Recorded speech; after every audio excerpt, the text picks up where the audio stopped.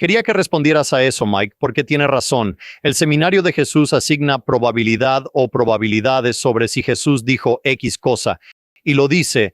Bueno, esto es más o menos lo que está pasando con Mike. Y bueno, quiero que respondas a eso porque los apologistas ciertamente han hecho espacio para responder al seminario de Jesús. Pero bueno, ¿qué piensas de eso antes de que pasemos a tu respuesta? En primer lugar, en términos de estos dispositivos de composición, los que propongo en mis dos libros sobre las diferencias del Evangelio no son realmente nada nuevo. Son nuevos para los estudios del Nuevo Testamento, para los estudios sobre Jesús, pero los clasicistas por décadas han reconocido que esto es lo que pasa en las biografías antiguas, que los biógrafos antiguos usan estas cosas. En mis libros hablo de Teón y de cómo prescribió este tipo de cosas para que los escritores las usen. Incluso dice que estos se utilizan en todas las formas de escritura. Y menciona la poesía, menciona la historia, habla de oradores que usan esto, y también habla de parafrasear, y no solo en sus propios escritos usando estos recursos de composición, sino también en los escritos de otros. Entonces, si bien puede que el cristiano promedio que lee esto no está familiarizado con algunas de estas técnicas, los clasicistas están muy familiarizados con ello. Lo que hice fue aplicarlos para decir, oye, si miramos estas diferencias en los evangelios a través de la lente de estos antiguos dispositivos de composición, ¿tiene sentido? Algunas de estas cosas se enfocan en por qué existe la diferencia, y sí, tiene sentido. Ahora, John viene contra mí por lo que dije del parafraseo, y dice que nadie haría algo así. Y bueno, realmente me he ido a lo más profundo, pero en realidad no se me ocurrió esta idea. Dan Wallace lo hizo, y creo que tiene razón con ella.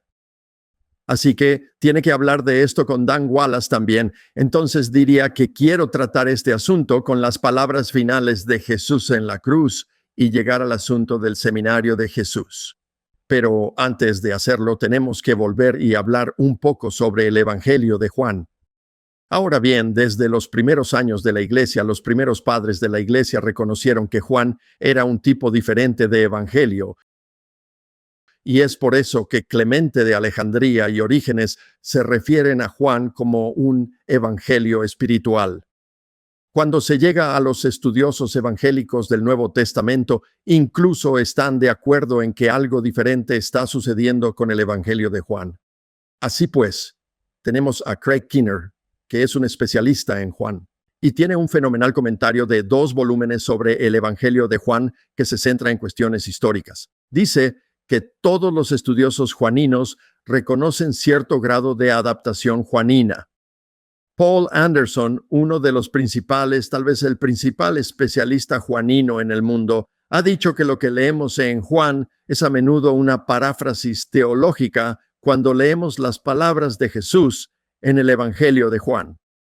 Tenemos a Daryl Bach, quien dice que Juan a menudo, muy a menudo, toma cosas que Jesús dice y hace implícitamente en los evangelios sinópticos o como es reportado implícitamente en los sinópticos y las refunde como explícitas en el evangelio de Juan.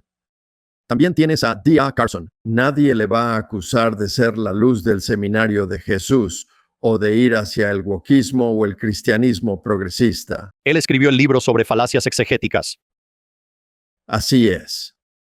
Y habla de cómo Juan toma las palabras de Jesús y las reescribe como si fuera en su propio idioma y dice, Juan ha reescrito todo. Quiero decir, eso es enorme. Luego tienes a F.F. Bruce. Nadie se cuestiona si es un lobo entre las ovejas o si se ha vuelto loco o es un progresista que se mueve en esa dirección. Y sin embargo, en la introducción a su comentario sobre el Evangelio de Juan, F.F. Bruce dijo que Juan ha tomado la tradición de Jesús y la ha refundido como una paráfrasis expandida, una traducción del tipo más libre, una transposición en otro tono y mucho más. Permítanme darles otro erudito evangélico juanino que ha comentado las diferencias con Juan y lo que éste ha hecho. Las afirmaciones del yo soy en Juan, ¿de acuerdo? Que son materia de debate y por varias razones. Digo, la mayor es, antes de que Abraham fuera yo soy, ¿Jesús realmente dijo eso? Y con estas declaraciones del yo soy en mi segundo libro, Jesus Contradicted, en la parte inferior de la página 44 dije, no podemos descartar en absoluto que Jesús hiciera estas declaraciones. Por lo tanto, no estoy diciendo que no las hizo, estoy diciendo que no se puede descartar en absoluto que las hiciera. Pero con la mayoría de los estudiosos juaninos estoy pensando, estoy dudando si él las hizo y aquí está el porqué. No encontramos ese tipo de declaraciones típicamente en el Evangelio sinóptico. Encuentras algo así de vez en cuando, pero hay un montón de ellos en el Evangelio de Juan. Realmente no se ve este tipo de cosas en los Evangelios sinópticos. En los Evangelios sinópticos, Mateo, Marcos y Lucas, Jesús es bastante críptico acerca de su identidad. Les dice a los demonios, cállense, no les digan que soy el Hijo de Dios. Les dice a sus discípulos, no le digan a la gente sobre mí en este momento quién soy. O también, oigan, no mencionen la transfiguración hasta que haya resucitado de entre los muertos. Y llegas a Juan, específicamente a Juan 8, ¿y qué dice Jesús? Antes que Abraham fuera, yo soy. Esa es una afirmación muy clara de ser deidad. Pero luego, solo 2 capítulos más tarde, los líderes judíos vienen a él y dicen, ¿por qué nos mantienes en suspenso? Si eres el Mesías, dínoslo claramente. Bueno, espera un minuto, solo 2 capítulos antes, él está diciendo a los líderes judíos que él es yo soy. Y ahora le preguntan, ¿por qué nos mantienes en suspenso? ¿Eres tú el Mesías? Y bueno, ¿cómo responde Jesús? Él les dice, ya se los he dicho, las obras que hago dan testimonio de mí, y estas mismas obras se encuentran en los evangelios sinópticos. Son las obras que lo señalan como el Mesías. Son las obras que lo señalan como deidad. Y así, Juan ha tomado estas. Blomberg dice que Juan comunica lo mismo que se dice en los sinópticos, como yo soy el buen pastor. Dice que hay 2 pasajes, al menos en los evangelios sinópticos, que hablan de Jesús como pastor. ¿Podría Juan haber reformulado las cosas de tal manera que dijera, yo soy el buen pastor, pero en realidad no pronunció esas palabras? Blomberg dice, no lo sé. Pero si Jesús hizo esto, él lo hubiera permitido que Juan lo hiciera. Ahora, ¿qué pasa con lo del seminario de Jesús? A propósito, otra cosa que Blomberg hace. Y de nuevo, Blomberg, un evangélico, un estudioso de los evangelios y un estudioso juanino, escribió el libro The Historical Reliability of John's Gospel. Y apela a la propuesta de Rainer Riesner, que dice que Juan ha tomado dichos de Jesús que vemos en los sinópticos. No es que Juan los haya tomado de los sinópticos, pero podría ser que esta es la forma en que Jesús realmente dijo las cosas y es como los sinópticos lo reportan. Y entonces él las refunde como las declaraciones del yo soy. Y así, Blomberg está totalmente abierto a eso. Ahora, Blomberg habla del sistema de clasificación del seminario de Jesús. Y lo que hicieron fue el seminario de Jesús, notorio por ser teólogos de izquierda, un grupo pequeño también. Fueron muy populares en los años 90 y alrededor de la primera mitad de la primera década del siglo XXI. Ya nadie les presta atención porque están muy al margen de la izquierda teológica. Pero tenían este sistema de clasificación que consideraban cada dicho de Jesús. Y si pensaban que Jesús realmente lo dijo, realmente dijo estas palabras. Entonces lo marcaban con rojo. Y entonces ya sabes, si la mayoría marcaban con rojo, decían, sí, Jesús realmente dijo esto. Si pensaban que Jesús dijo algo como esto, entonces lo marcaban rosa.